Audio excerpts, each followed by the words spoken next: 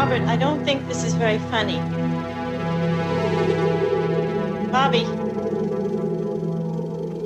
Who is this?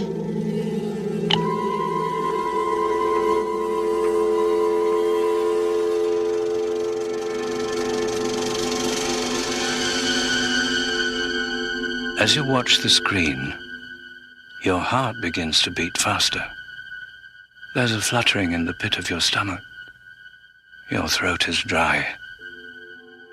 Your palms damp. Suddenly a chill runs down your spine. You clutch the person next to you. You tell yourself, it's only a movie. It's only a movie. But sooner or later, it's time to go home.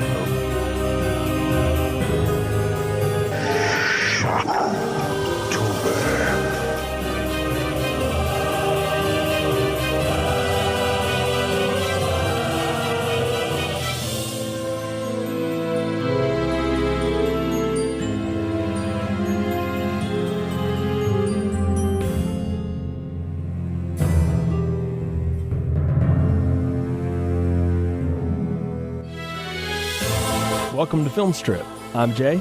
And I'm Brian.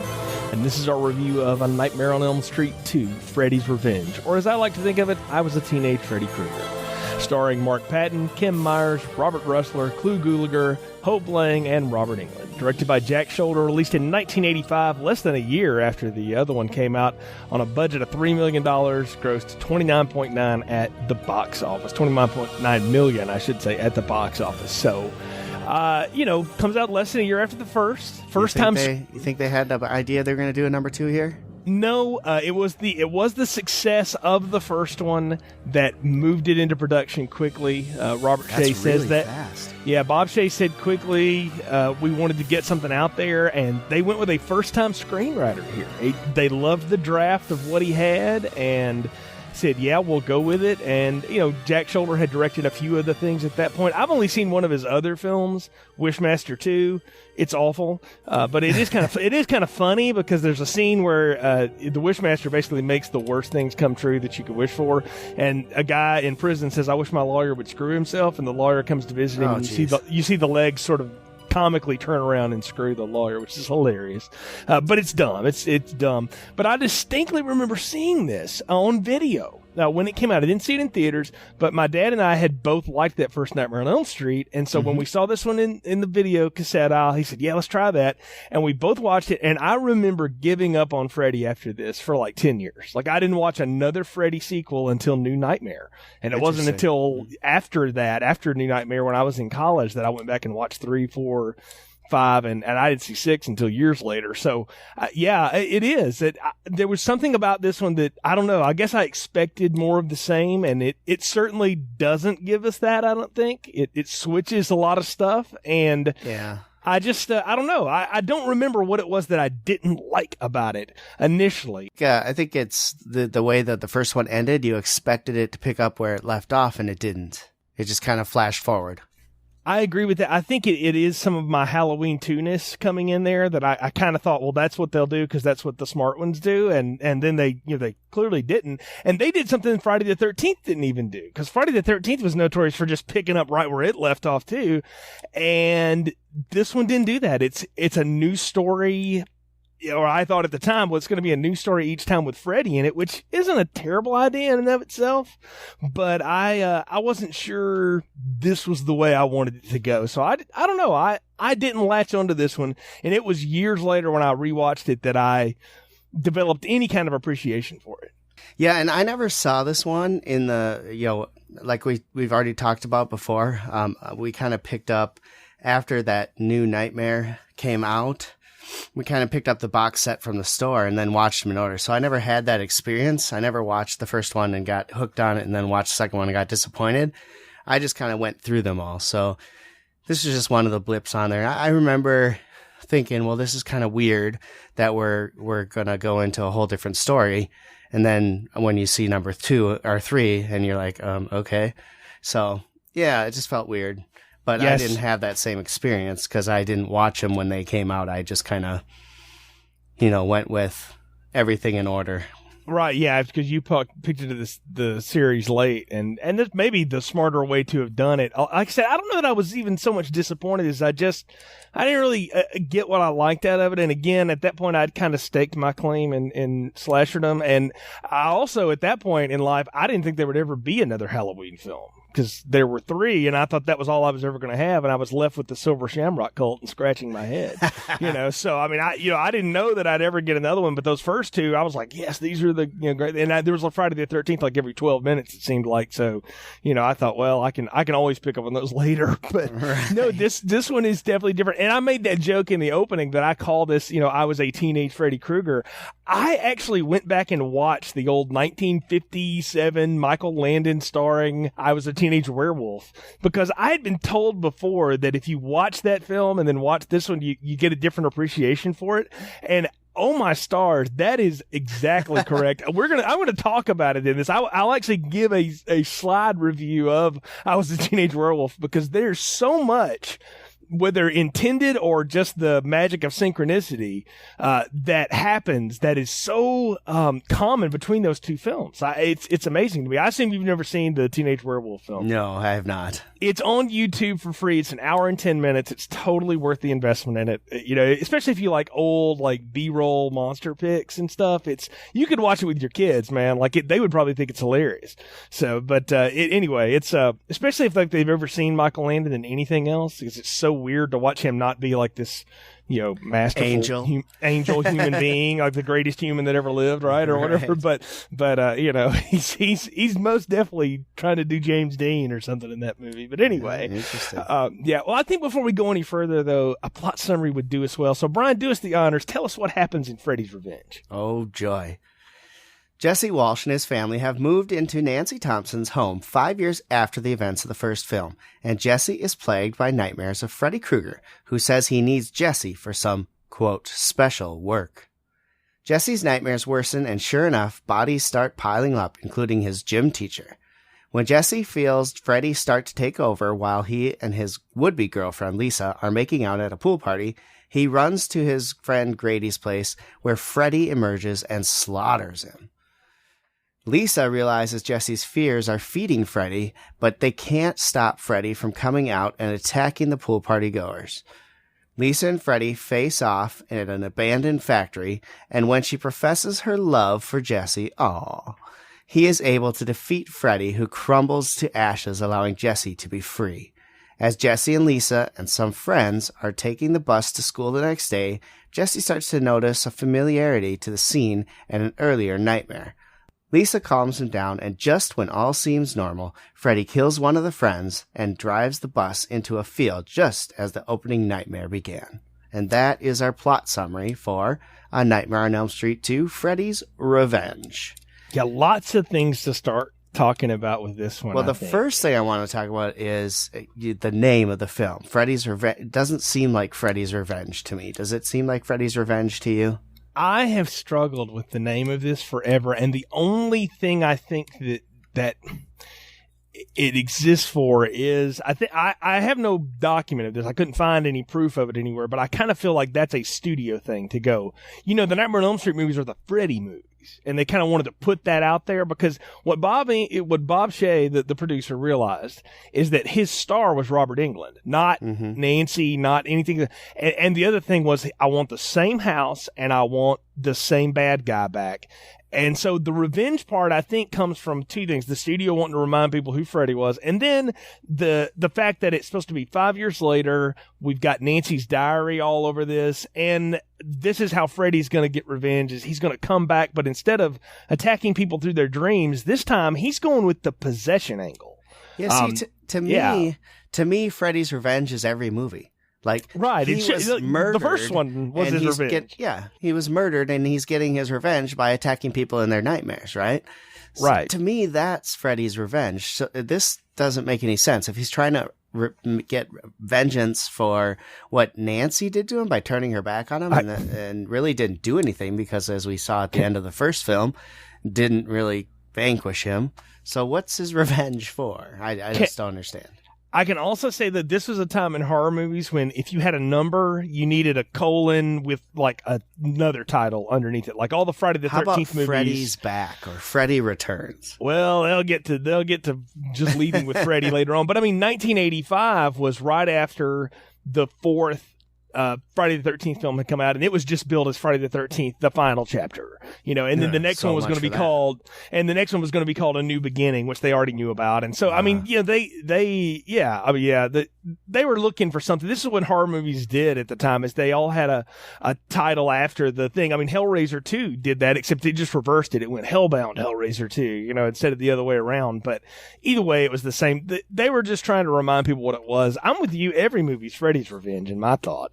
This is the only time, though, I think we see him pull this angle. And that, and you may think, well, what the heck has this got to do with your teenage werewolf comparison, Jay? Because that's not possession. Well, in the teenage werewolf movie, it kind of is, because it's a doctor working behind the scenes who has some unscrupulous scientific methods and stuff like that essentially infects this kid to see what it would do to him, basically. And he uses him to also like prove a point. He's almost like he makes the monster to prove to a point of how bad humankind is or whatever. This is in 1957 too. I mean, holy cow! Think about nowadays what you'd do if you thought it was bad then. But the idea here is we're going to flip the script on the normal horror movie. We're not going to have the damsel in distress. We're going to have the dude in distress, and for the most part, what we see a lot of Freddy on screen, but I feel like what we're seeing is a young man who is possessed by this dream demon guy to commit violent acts and murder upon the people around him so that he can take him over. This is the part I wanted to ask you is, what's Freddy's end game here? Because will he get to be corporeal again if Jesse kills enough people, or is it just for a few laughs because he's been bored for 5 years?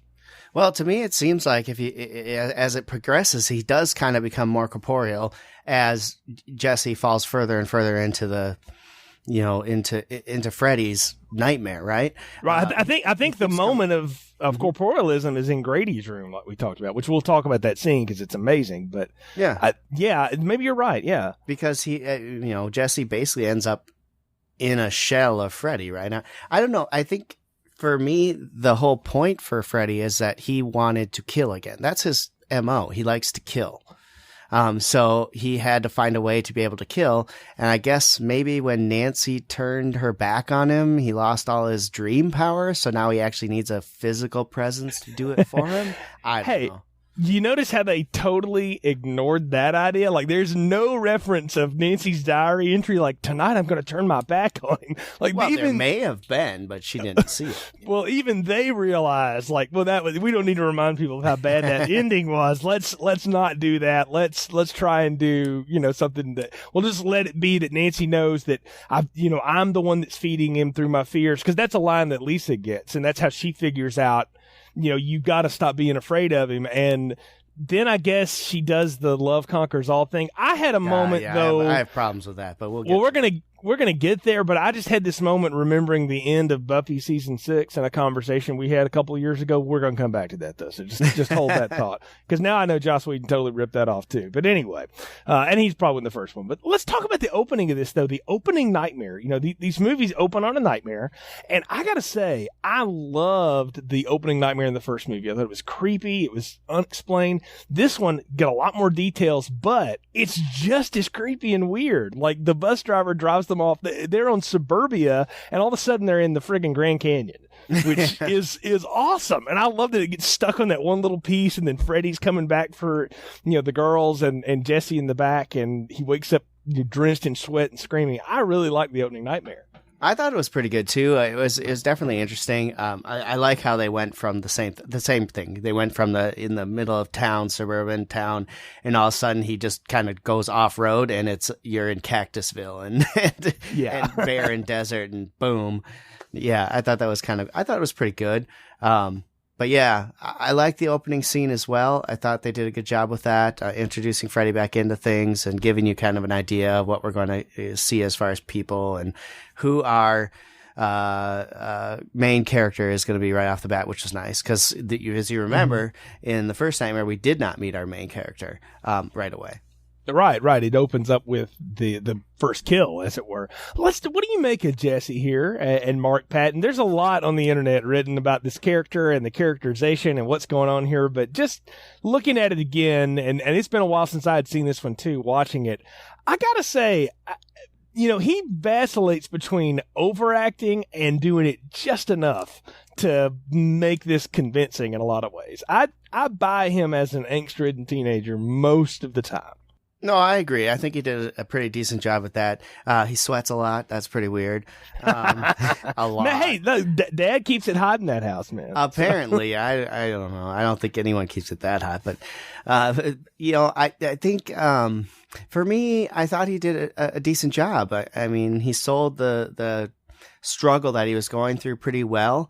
The only thing I thought was funny was when he and Grady kept getting in trouble with the gym teacher because he was this really 100-pound soaking wet wimp, and Grady was this nice, normal toned builder type guy, and yet he was holding up his own with him. It just seemed odd. That is funny, and I got this feeling off of Grady that he could have been Rod Lane's younger brother.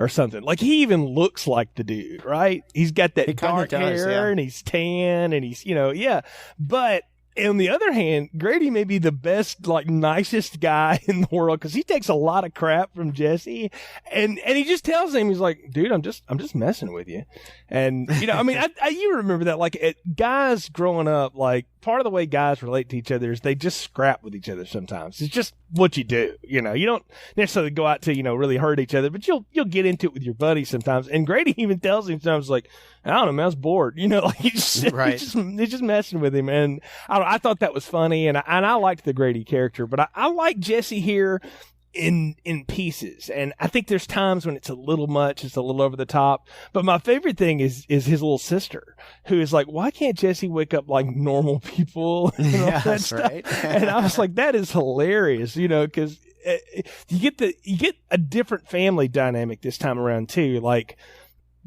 The parents seem to be such a part of the story last time, and we talked about that. And here, they seem to drop out of the story about 2/3 of the way through. Well, yeah, and basically they're just setting up the fact that he is going through a rough time, and his parents aren't kind of oblivious to it, right? I mean, at least his dad is. They're the typical 80s after-school special parents, right? I want to know what drugs you're on and who sold them to you, son. That's all I want to know, And I did get a kick out of how Leave It to Beaver dad and mom seem to be, and how the rest of their house is very much not. Jesse's listening to cheesy new wave pop, and he wears hip clothes, and he drives a junker car, but he drives his own vehicle, and right. Which rich girl Lisa doesn't even have a car, so that's kind of the cool thing. I don't know. I liked them, but I sort of wondered if they just ran out of stuff to do with them, or maybe the actors said, "I'm only doing this for 2 weeks," and then they went on to do other things. They probably only had 2 weeks to do it anyway. This is true. They were doing this quickly. You're right. So, and they're not the point. The point is Jesse, and we get a great dream early where Freddy peels his scalp back to show the pulsing brain. It's the one thing I've always remembered about this movie from having seen it when I was younger, and the whole "we've got special work to do" line. And I wrote that down, and I was like, well, what work do you want him to do? Because this is the thing, is that Freddy never bothers to really explain what he wants. I guess it's obvious that he wants. He says a few times, "Kill for me," which I did, have flashbacks to Halloween 6. Kill for him, Danny. Kill for him, and all of that. But I don't know. It sort of rang weird. It's because everything that Jesse does in here, everybody he goes after, is someone in his life that in some way or another could be seen as an adversary in some way, particularly the coach. That one makes, you want to see that guy get it. He's such a jerk. That's what they're setting up, right? And that's where the teenage werewolf thing comes in. It's one of the guys that picks on, Michael Landon ultimately gets it, because he can't control the werewolfness and all this stuff. But he didn't just pick it randomly. It was a target that meant something to him and all this. And I kind of felt like the same thing was going on with Jesse here early on. Well, let's talk a little bit about the dream. I wrote a few things down here. I thought it was kind of cool. They did a really good job recreating that outdoor scene where he was walking around. It looked a lot like when Tina was out walking around. So I thought that was done pretty well. I like that they showed him go look in the basement, and there's Freddy pulling his knives out of the boiler, or is it the boiler or fire? It's the furnace. The furnace. Yeah, pulling it out of there. I thought that was really cool. Try 'em on for size. Yeah. And the other thing I noticed, besides Jesse sweating a lot, was Freddy's voice when he's talking. You've got the body and I've got the brain. He sounds a lot like Jesse the Body Ventura. Boy, I did not notice that. Oh my gosh. Never I was like, caught is that. Jesse the Body in this? No, I have never thought that, but that's a great pull to think about. But yeah, Freddy does get a lot more talky in this one. And we know like where the series is going. That's going to be a hallmark of it going forward. But they did give him actual lines and dialogue and stuff to do besides I'm going to kill you slow. Hey, look at this. Last time he really didn't say much. Now you die, and then he disappeared. This time he's having whole dialogues with Jesse, and he's this internal thing, I guess, that we're supposed to see, because everyone else, of course, can't see Freddy, but Jesse sees Freddy everywhere. Yeah. And he's also having nightmares like in the daytime. He's daydreaming, right? He's because he can't sleep at night. He's sleeping in class, and like he dreams the boa constrictor in the science class wraps around him, and then he wakes up and the friggin' snake's on him. Yeah. And I'm like, man, like Freddy is like screwing around and doing a lot of stuff in this one. It's weird. And my thought was, is he just trying to drive Jesse crazy? Is that it? Well, I think that's part of it, because he's got to get him in the right mindset to take over, right? I mean, you have to do something to... I guess you got to weaken him enough. He's got to make him believe what he wants him to. So he's doing something. I think it's kind of cool. So my question is, as we move into this movie a little more, and Freddy starts attacking people, because at this point he hasn't really attacked anyone per se. The coach is still alive yet. As he keeps moving forward, is it Jesse committing these acts, and are the people who are dying seeing Jesse do this, or do they see Freddy? That's my thought, is that the deaths that you see, the attacks, are Jesse doing it. We, the audience, get to see Freddy because we know Freddy has possessed him, but it's actually Jesse. So let's talk about the coach thing, because that's the big kill that we can talk about. Let's talk about the coach. This guy has got to have a lot of stroke with the school, because he is allowed to punish these kids all frickin' day. So enough to miss classes. Like, what the hell? It is wild, right? Like Grady and Jesse get into a scrap during a softball game because they're jawing at each other, and it was actually kind of funny, that whole heads up back and forth with them, and they're whipping each other, and so he makes them assume the position, which means do some push-ups in the dirt. It was more a plank. Yeah, like they were they were planking all day, and so they were out there, and then he's like hit the showers, and they have to run the next day. That's the next time you see him in gym class, they're running and all this stuff. And he clearly is in for it. And Grady even says, this guy's got it in for you or whatever. And he drops a line about the coach, that the coach likes to go to those weird S&M places downtown and stuff. I missed that. Yes, he says it on the playground with him, basically. And because later on, when Jesse is doing this is after the Freddy peeled head dream, I think it's the next dream he has, he walks downtown into one of those bars barefoot, wearing a nightshirt and jeans, basically, is all he's got on. He walks into that bar, and it's it's your typical leather bar portrayal, and he sits there and he's ordering a beer, which the guy didn't even bother to card him, right? And why so would you at one of those? I guess you don't ask any questions if you're working that bar, right? And so Jesse's about to drink that up, and then the coach slams his fist down next to him and is like, okay, come with me. And he makes him run laps around the gym barefoot while he's still in like full leather gear. Oh yeah. Okay, so I wish I would have heard the S&M line, because it would have made a whole lot more sense to me when that happened. Because when that happened, I was just like, what in the hell? Yes. Yeah. If you miss that line, I can understand why you would be confused. And maybe as a young kid, I didn't know what that was. And so I didn't understand what was happening here either, other than the gym teacher was making him run. And my note from the gym teacher was, these guys are planking so much, they should have 6-packs. I mean, seriously. Well, they both are pretty well built. They're kind of wiry, but and they're let's built. let's just talk about the name of the S&M place. Did you catch it? No, what is? Dom's place. Oh, nice. Awesome. That is awesome. I wrote in my notes because I missed that whole line. I wrote Dom's place. Sounds classy. Yeah, no, not quite. So, as Jesse is in the showers, right, the coach is like cleaning up his office and straightening stuff up, and the balls start to attack him and you can see the air cannons behind them shooting them out. It was awesome. Can I just ask one question? Yeah. What kind of jurisdiction does the coach have at the Dominator bar?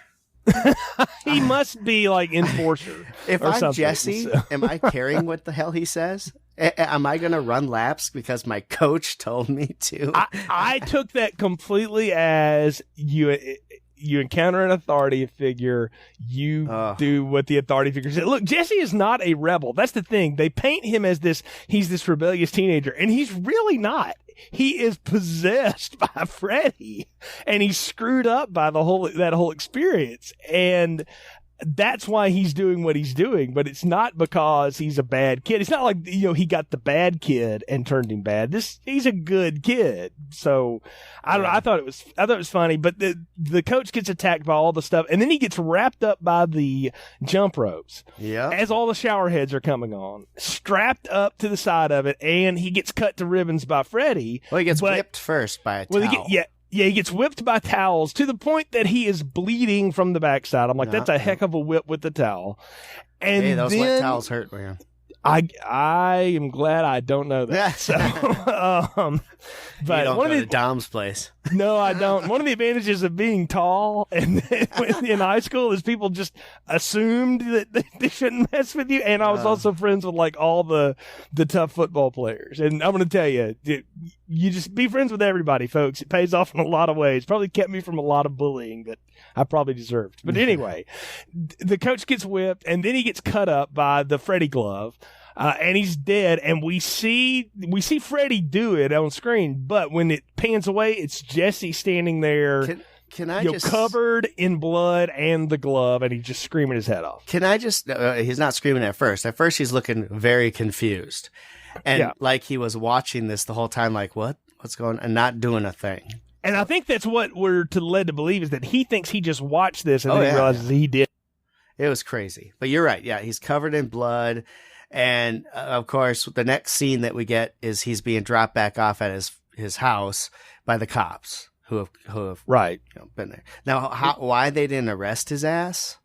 Not quite sure. He was walking naked, and they found a minor walking naked. He told them where they lived, and they just took him back home. And they said keep a short leash on him. He was in the showers, Yeah, well, I mean, they found him on the road, like on the highway. But he got all the blood off.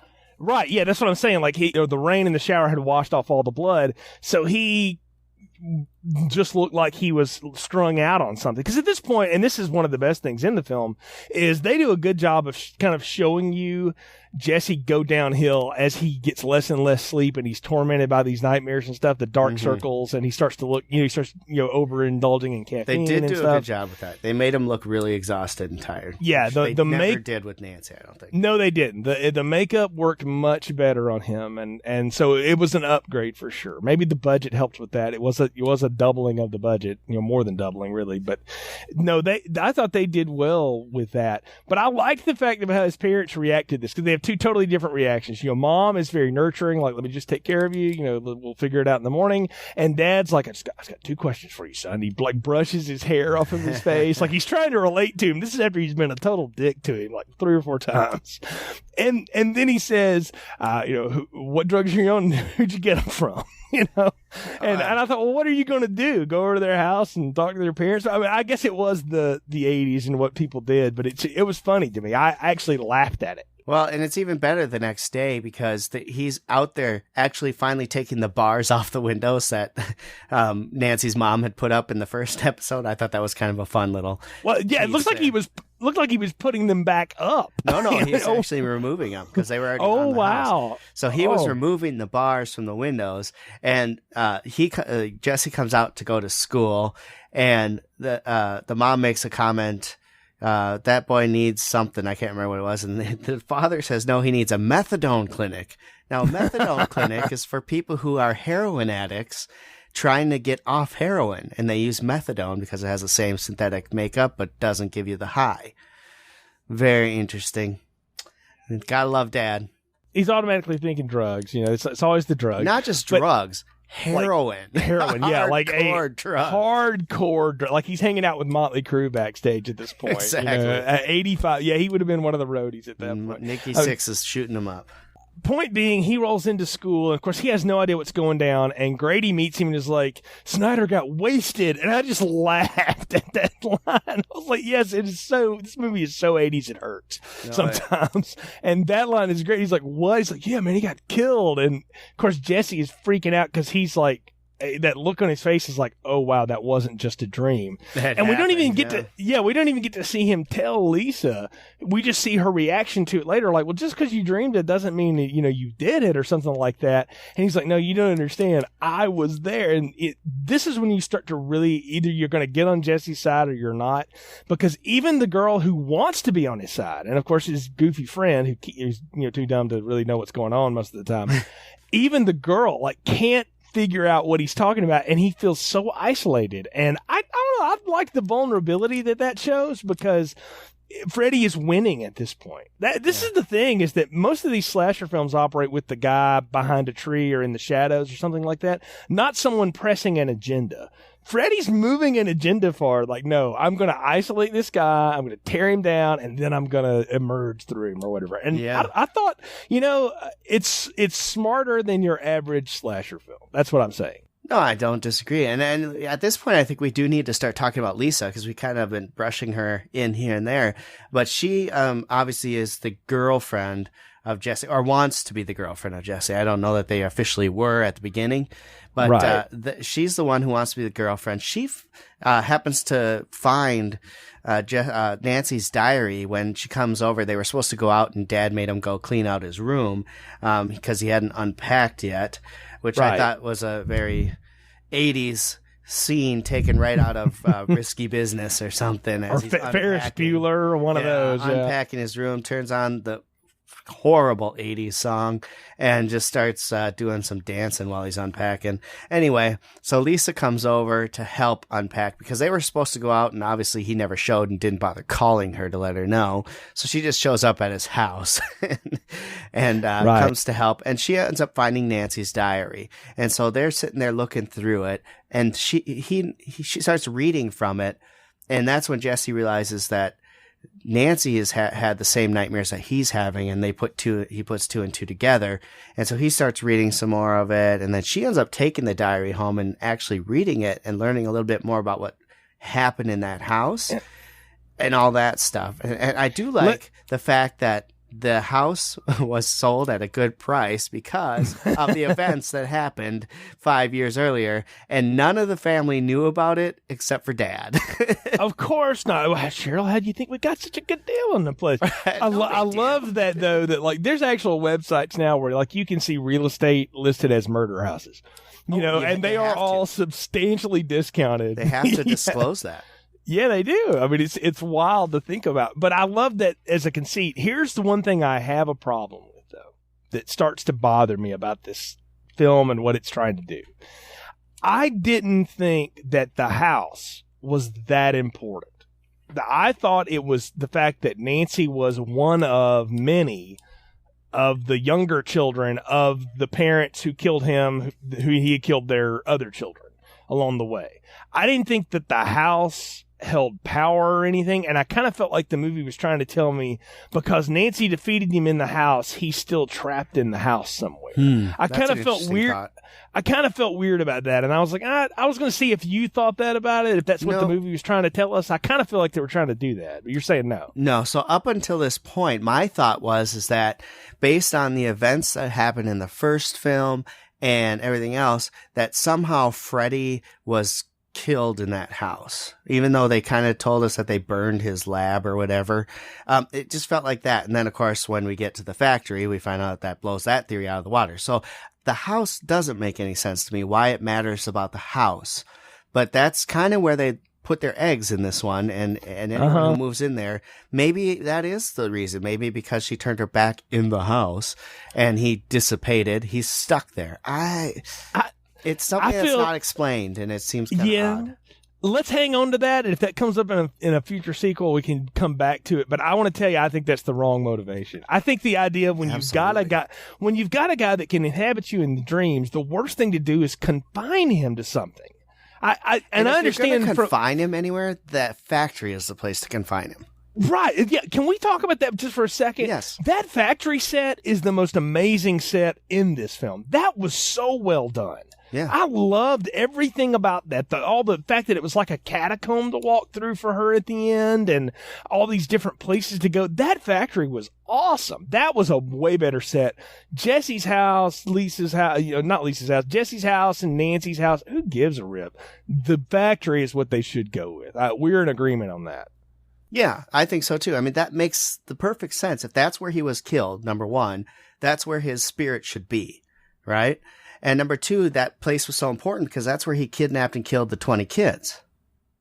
Exactly. Yes, because they do drop that 20 kids thing again. And I'm like, okay, we've given him a specific body count. And so I've kind of wondered, I'm like, are we ever going to get to see in Freddy when he was killing these 20 kids? Not that I want to see kids killed, but I'm like, are they ever going to tell that, good backstory?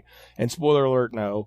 So, we'll never get that. But they drop that again because it really all Lisa is to do for so much of this film, as much as she's supposed to be would-be girlfriend and all this stuff, she really is the exposition of the film because Jesse's going crazy, so he can't explain anything to us. We just have to watch him go through it. She reads the diary, she figures it out, she pulls stuff up from the newspaper and takes Jesse to the place and to show him that Freddy's really dead and all this. And so what I think is interesting is that there is like nothing except rumors about the girl that lived there before. And I love how they explain away the first part. The mother killed herself on the couch and locked the daughter upstairs. You remember one of the last scenes we got in that last movie was the mother locking up the doors and all that and basically bolting Nancy inside of it, and that's where everything went down at the end. And I love that had become the accepted way that last one went down, and that they do talk about Glenn getting killed across the street, but they don't bother to explain he turned into a gusher of blood. Well, why would they? Right, because they can't, right? It was like blood. Yeah, he just turned into that somehow. Yeah. No, I like that they're referencing back to that, and it, it makes sense that that's how it was, because we don't realize at the end of the first film that it's a dream again, right? So it looks like everyone's alive again and everything's happy, but at last we saw Mommy was dead, she was locked in her room, blah, blah, blah, right? That's how we saw it last before the next dream sequence begins, and we don't know what the hell happens after. Right, exactly. Because they don't go back to it, other than 5 years ago, this happened. So. Right. Yeah, no, they've moved it forward for that, and that's what we get out of it. As far as Lisa goes, though, just for a minute here, I don't know Kim Myers from anything else. I think I've seen her in other stuff, but I just never recognized her. But she comes off so much like Meryl Streep, like a younger version of this, at least who she looks like. I don't know if she's intending to, but she kind of comes off that way. And I don't know, I didn't dislike her as far as horror movie girlfriends go. I thought she was okay. I really hate that they essentially boil her down to just whimpering and crying, and well, she's not a pretty crier, by the way, and none of us really are, but she really isn't a pretty crier, and they get her to just boiling down to I love you, Jesse, and she's just a puddle of mascara at the end of this. I do think her and the parents she's gonna die for one. Well, I guess. I'm saying you can tell what I was paying attention to. You can tell what I'm sitting here paying attention to at that point. But we'll get to her though. Okay, so I do like that we get all this Freddy origin stuff or whatever, but Lisa's got this pool party going on, right? And it may be the lamest pool party ever because Dad's out there with like some Lawrence Welk music, right? And flipping burgers, and everybody's like, yeah. And they're like, then does Mom like take him off upstairs to get drunk and fool around or something? Yeah. She says it's time to go upstairs, and he gives the "oh yeah, baby." I think she calls him like Bronco or something like that, and I was like, I don't know what's going on at Lisa's house, but that is really disturbing. It's her. Everyone's occupied with the party. It's her time to get her fuck on. I didn't realize it got planned out like that. That's the point. You can totally tell by her language and everything she does, and by his reaction. I guess so, because he goes for it, and he's drinking a scotch as they're laying down together while the kids are partying it up. So, because I love that the kids immediately turn on the bad music and start. Right, how stupid is that? The lights go out, big roar, as if they're not going to hear it. But mom has what mom. But they pay that off though, because the dad's mom has her vision, and she's not going to let daddy get upset about it. No, she's getting hurt. She's getting laid. Yeah, I guess mom plans this out. Oh, so whether he wants it or not, absolutely, it's happening. But that's right.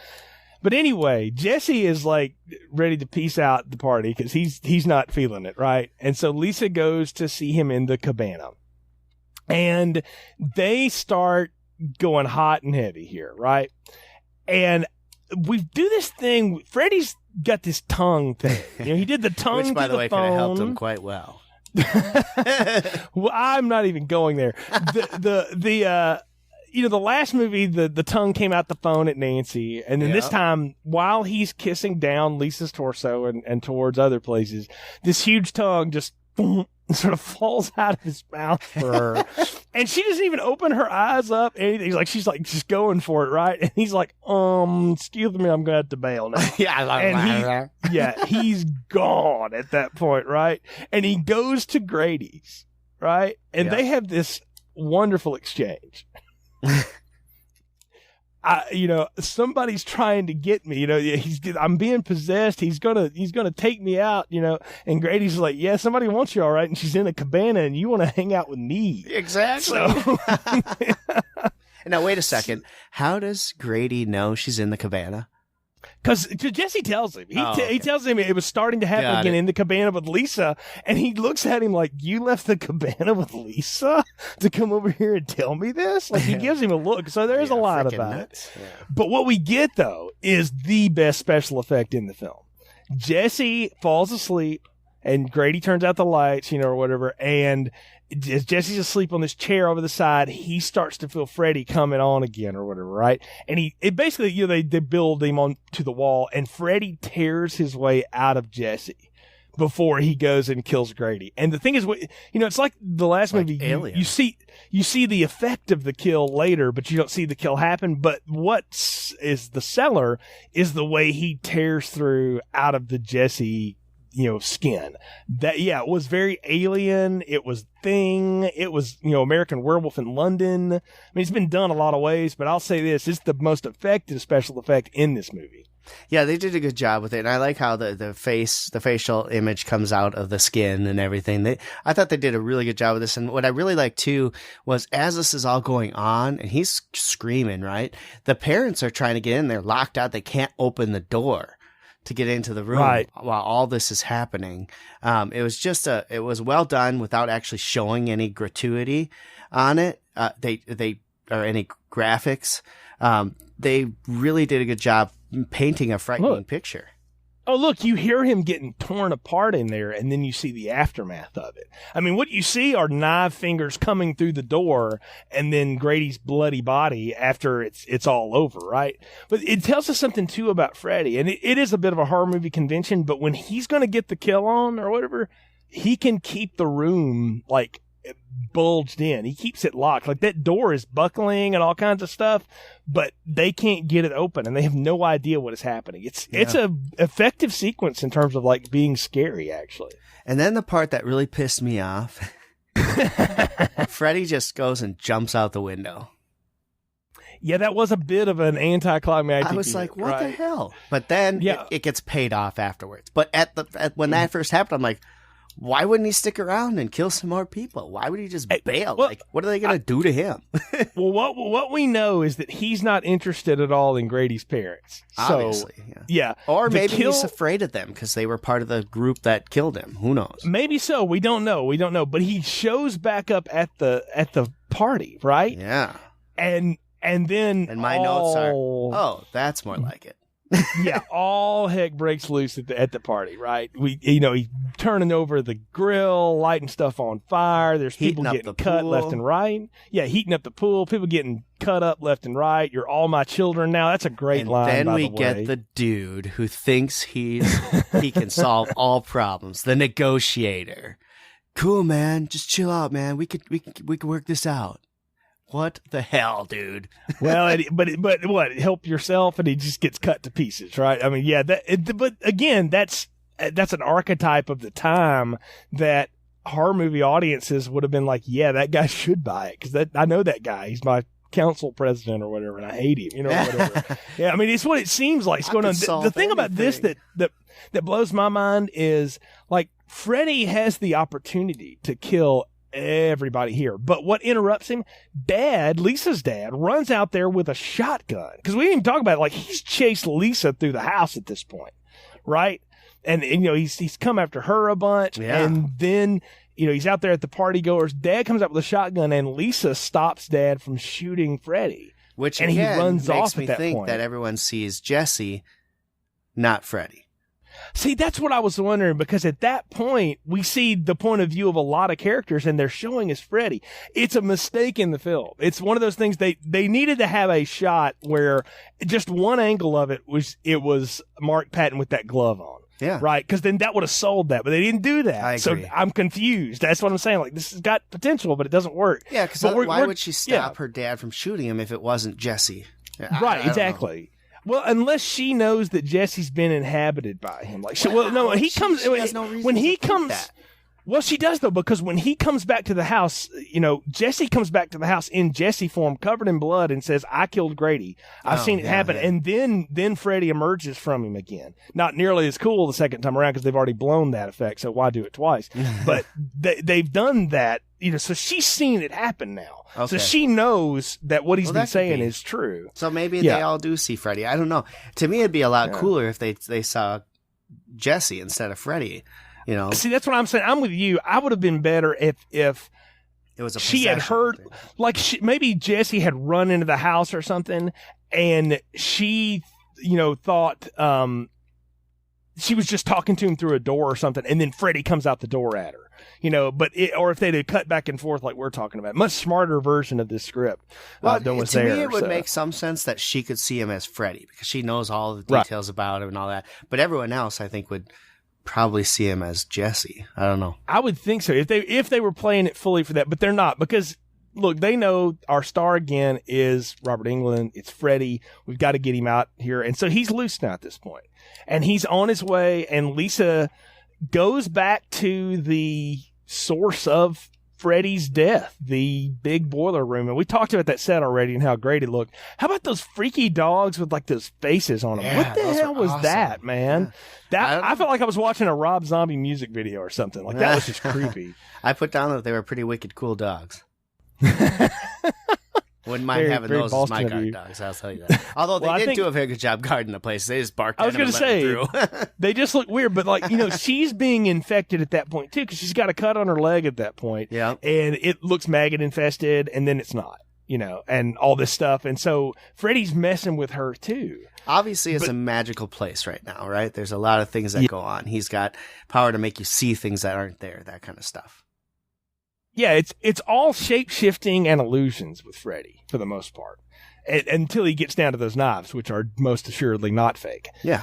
But he's messing with her again, because we talked about it last time. Freddy will play with his food, and he doesn't mind doing that and goofing around with her like that. And I kind of like that they were setting up here, but what they set up for, Brian, I have to say, this is awful. Okay, we talked about it. I teased it earlier. Okay, I am on record, if you listen to The Art of Slaying, the Buffy the Vampire Slayer podcast, all 7 seasons, by the way, still available out there, so listen to it if you want to.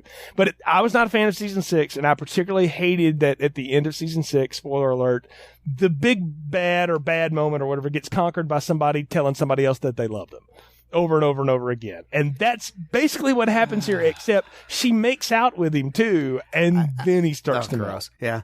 I don't want to rehash the argument about the big bad of season 6 because we disagree wholeheartedly on that. It was not Willow. That wasn't the big bad. Whatever.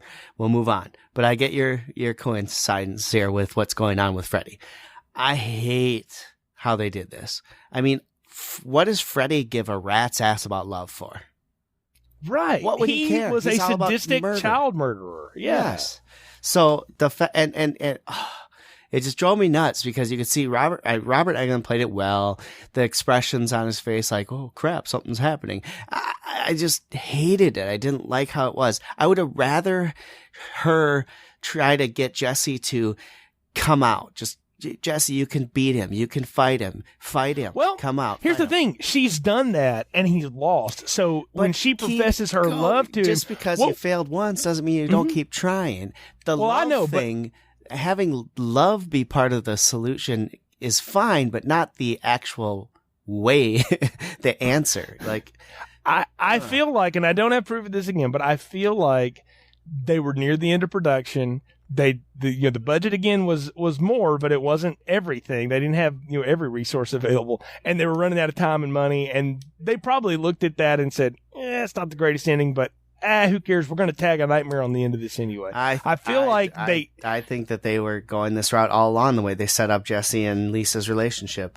To me, it's just I would have much rather her motivated him to fight against Freddy and get his life back than to sit there and be like, oh, I love you, and cower in the corner. And suddenly, all of a sudden, Freddy bursts because love kills him.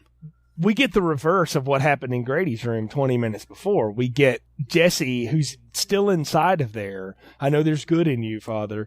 There's our Star Wars reference here. And he breaks out from beneath because she's able to relate to him, and he's able to defeat Freddy that way. But I don't think he breaks out. I think that Freddy crumbles and he just comes out of the shell. Well, yeah, he's what's left on the floor. Right. You're right. He doesn't break out. He is what's left on the floor. To me, it's almost like he wasn't even bothering to try. She just somehow conquered Freddy, and Freddy dissipated. And then he's out. It was so, to me, anticlimactic and just the wrong move. But here's the thing. I do think they try to fix this, if you will, or maybe this was the plan all along, was, it's going to end the same way the first one did. We're going to end on a nightmare again. And what you realize that, the possession angle didn't work for Freddy, so now he's just going back to the old way of doing it, which is driving people crazy through their nightmares, and maybe he's going to kill them all on the bus now, because that second bus ride, it comes out of nowhere, really. It should be telegraphed to you, though, because Jesse has a car. He drives. Yeah. He doesn't ride the bus except in the dream. So when he gets back at one of the end, maybe the deadly dinosaur's dead. I don't know. It seemed to be running pretty good for Lisa. She parked it out in front of the burnout warehouse or whatever. But I thought they tried to fix something that maybe they didn't like about the end with this ending, but I'm going to tell you now, I don't think it works. I think this ending feels like, let's do that thing at the end of the last one again, because that's just what we need to do. Yeah, because we need to end it the same way. It's just keep a theme going, right? I guess. I mean, what is the theme? Is that you never can defeat the bad guy? Because that gets old. If you tell me, like, growing up playing video games and stuff, if you could never beat it, then what did you do? Yeah, you quit playing it. You just moved on. And that, I kind of feel like this franchise is doing that to me. And maybe that's, at the time when I would have seen this, it would have been 1986, 87 on video. I was maybe 10 or so. So I would have been in that age range of stuff like, I'm kind of done with that. I'm going to move on to something else for a little while until I can figure out how to get E.T. home or what the heck ever I was doing. Well, any time that your movie franchise has multiple movies and the bad guy is killed in every freaking one of them, you just know that he's not dead, right? I mean, we already talked about the thing that was different with this one was he starts out dead. he's always dead. Like Freddy is dead. So it's more of a matter, can you defeat him? Can you get past him? Can you survive? And the ending of these first two movies is to lead us to believe that even if you survive the worst part of it, well, he's just going to come back and get you again. You know, that there's no getting away. It's true. I mean, when you have 7 films, you know he's coming back every time. But they're going to bring it out. My question at the end of this film was why Jesse was not in jail.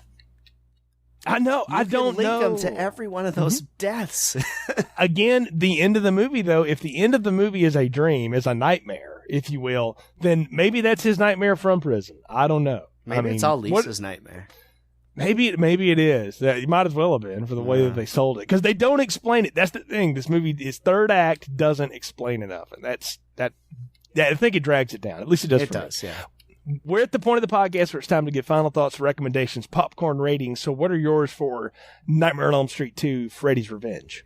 You know, Jay, I actually didn't mind watching this film. I remember it wasn't one of the better of the Freddy movies, but I didn't ever feel like I wanted to turn it off. And that's a good thing.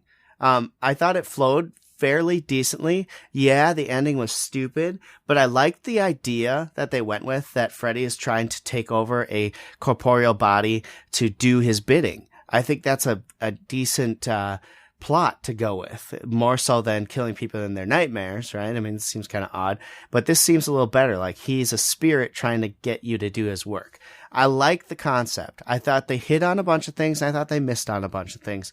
But overall, I was at least entertained by the movie. So for me, I'm actually going to give it a medium popcorn. I think it's not as bad as people may think or remember, and it'd be worth watching if you wanted to. I think this movie has gained a better status in recent years with people, as people have revisited it, because you're saying what I want to say too in summation. The concept here is really good. It's a great idea.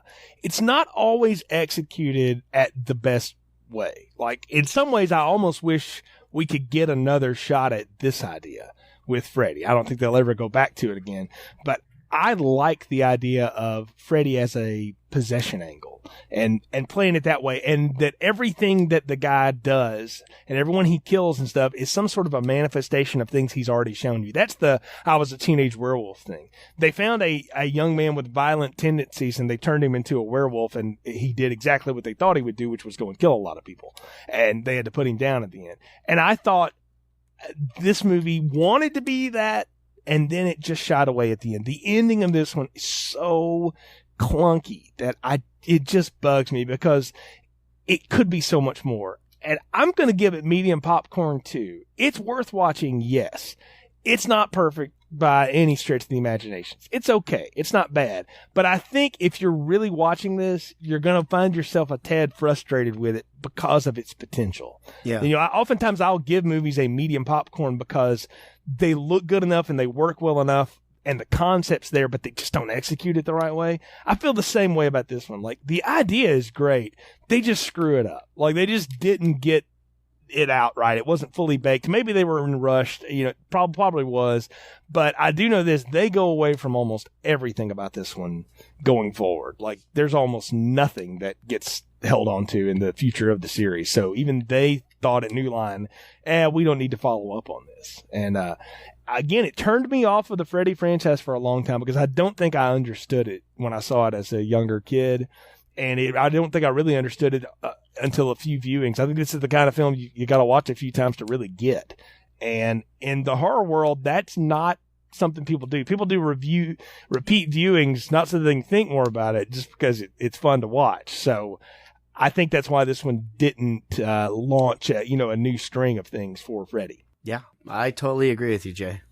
Folks, thanks for joining us on this latest episode of Film Strip. You can find more episodes on our website, continuousplaypodcast.com/movies. Of course, subscribe to us on iTunes. You can also find our Buffy the Vampire Slayer retrospective, where you can go and listen to Brian and I mostly agree about Buffy, but totally disagree in season 6 if you want to, as we've already talked about. Again, on our website, continuousplaypodcast.com, just look for the link that says Buffy. Again, if you like the show, leave us a review on iTunes. Tell other people about it. We appreciate your support. We'll be back for A Nightmare on Elm Street 3 Dream Warriors next time with Brian's least favorite band, Dokken, bringing a theme song to us. But until that time, for Brian, I'm Jay. Thanks for listening to Film Strip. Thank you for listening to Film Strip. You can find more episodes on our website, continuousplaypodcast.com/movies. Please leave us a positive review on iTunes and link up with us on Facebook. The Film Strip theme music is produced and performed by Frozen Lake 121.